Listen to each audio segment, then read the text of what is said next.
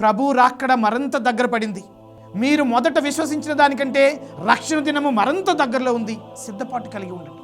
వాక్యం అంటుంది, ఇదిగో మీరు చీకటికి సంబంధించిన పనులు మానివేయండి. ఏంటా చీకటికి సంబంధించిన పనులు? విందులు, వినోదాలు, భోగలాలసత్వము, అసభ్య ప్రవర్తన, కొట్లాటలు, అసూయలు.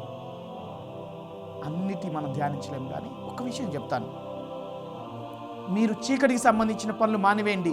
ప్రభు రక్షణ దినం అత్యంత దగ్గరలో ఉంది.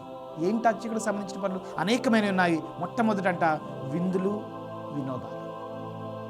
చాలామంది అంటుంటారు, స్వామి పండగ అంటే మరి విందులు వినోదాలే కదా.